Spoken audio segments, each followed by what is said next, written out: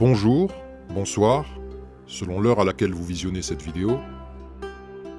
Je souhaiterais partager avec vous des interrogations simples, des réflexions posées, un cheminement de pensée qui a pour but d'essayer de mieux comprendre le monde qui nous entoure et son fonctionnement. Et puisqu'il faut commencer par un point de départ, je vais prendre un sujet qui a soulevé des interrogations en moi, dans le contexte actuel de ce que les médias et le gouvernement appellent la crise du Covid-19.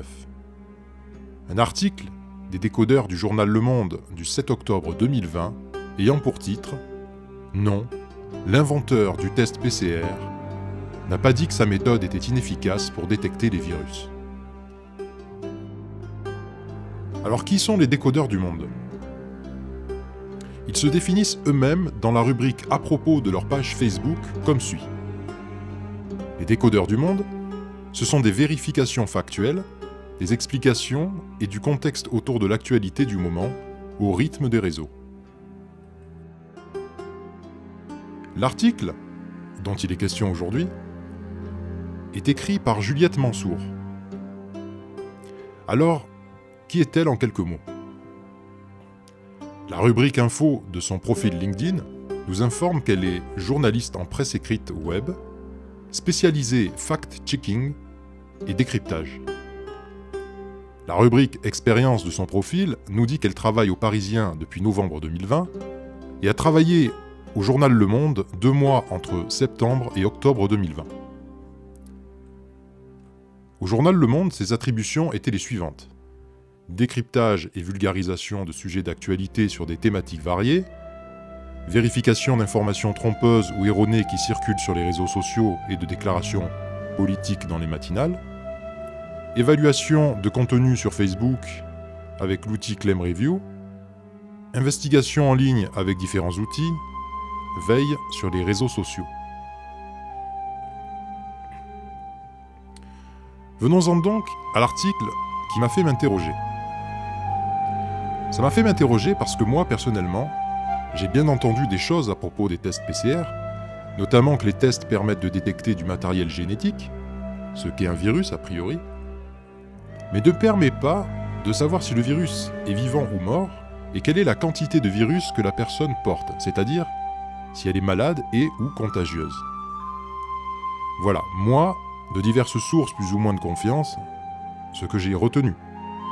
Une sorte de zoom de du matériel génétique, prélevé avec des cycles d'amplification. Voilà, je me trompe peut-être, je ne suis pas du métier, je m'y suis juste un peu intéressé en surface. Voyons d'ailleurs la définition de ce qu'est un test PCR pris sur Wikipédia. L'amplification en chaîne par polymérase, elle permet de dupliquer en grand nombre, avec un facteur de multiplication de l'ordre du milliard, une séquence d'ADN ou d'ARN connue à partir d'une faible quantité, de l'ordre de quelques picogrammes, d'acide nucléique et d'amorces spécifiques constituées d'oligonucléotides, de synthèse, de 20 à 25 nucléotides. On peut ainsi par exemple détecter la présence du VIH, mesurer une charge virale, concentration du virus dans le plasma, des traces d'OGM, ou encore des virus d'hépatite B, C et D. Je ne vous lis pas tout, mais cela donne déjà une bonne idée du principe. L'article affiche une capture d'écran d'une image qui fait dire à l'inventeur du test PCR, Carrie B. Mullis, « This PCR test cannot detect free infectious viruses at all ». Et pardonnez-moi pour mon accent désastreux. Juliette Mansour, dans son article, écrit « Une publication en anglais relayé en France sur les réseaux sociaux, affirme que le test PCR ne permet pas de détecter le virus SARS-CoV-2. Il s'agit d'une citation attribuée à tort à l'inventeur de cette méthode, le biochimiste américain Carrie Mullis, 1944-2019. Et là, pause. Est-ce que vous comprenez bien ce que je viens de lire ? Je répète. Une publication en anglais, relayée en français sur les réseaux sociaux, affirme que le test PCR ne permet pas de détecter le virus SARS-CoV-2. Il s'agit d'une citation attribuée à tort à l'inventeur de cette méthode, le biochimiste américain Kary Mullis. Mais attendez. La citation exposée par Juliette Mansour est bien « These PCR tests cannot detect free infectious viruses at all ». C'est bien cette citation qui est attribuée à Kary Mullis, n'est-ce pas? On parle bien d'une publication en anglais. Alors, à quel moment, dans cette citation, il est question du SARS-CoV-2? Eh bien, à aucun moment. En revanche, accompagnant l'image Facebook, nous pouvons lire ceci en commentaire. Il n'a jamais été prouvé la présence d'un virus vivant causatif de maladie dénommée Covid à ce stade de la fausse pandémie de Covid-19. Le dépistage de masse par l'usage du dévoiement de la PCR de Kary Mullis est une fraude organisée pour arranger les statistiques. #FakePandémie. Ce texte accompagnant la publication est un commentaire d'une personne qui n'est pas Kary Mullis. Celui-ci étant d'ailleurs décédé en 2019. Juliette Mansour a donc fait un amalgame entre la citation qui est attribuée à Kary Mullis et un simple commentaire qui lui n'est absolument pas de Kary Mullis et ne saurait l'être. Ce début d'article est donc erroné.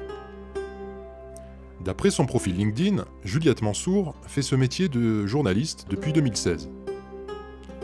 Elle n'a donc pas forcément de bouteille, son erreur est peut-être involontaire, inconsciente ou au contraire volontaire. Nous avons peut-être affaire ici à une fake news. Un comble pour une journaliste qui se présente comme spécialisée fact-checking et décryptage, n'est-ce pas? Mais attardons-nous succinctement quand même à ce commentaire. Celui-ci affirme des choses qui peuvent être remises en cause, effectivement. Parler de fausse pandémie, de fraude organisée, relève d'affirmations qui ne sont pas étayées. Ceci est possible, ou peut-être pas. Il faudrait un débat apaisé avec des preuves, des éléments. Autrement, il n'y aurait que des affirmations basées sur ce que l'on croit ou ce qu'on ressent. Cela ne permet pas le débat. Pourquoi pas y revenir avec des éléments de réflexion, des éléments tangibles dans une autre vidéo.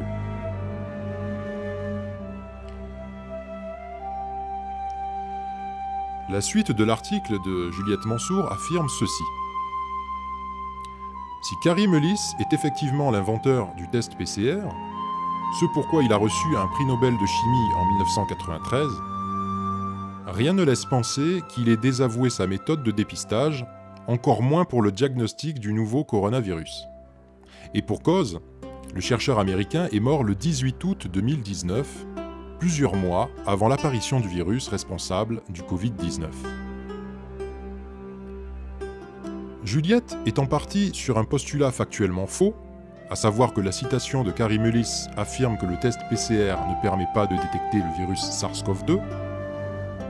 Elle explique que ce n'est pas possible puisque le chercheur américain est mort le 18 août 2019. Donc ici, elle nous démontre que les personnes qui ont partagé cette citation ne sont pas crédibles, car Kary Mullis est mort avant la découverte du SARS-CoV-2. Très bien. Parfait. Cela décrédibilise les personnes à l'origine de ce post Facebook, bien sûr. Sauf que, encore une fois, ce n'est absolument pas ce que la citation indique. Que ce soit volontaire ou pas n'est pas le sujet ici. Mais nous sommes ici, véritablement, dans une fausse nouvelle. Une fake news. Et là, pause. Encore une fois. Arrêtons-nous sur la date de la mort supposée de Kary Mullis. Juliette Mansour écrit qu'il est mort le 18 août 2019.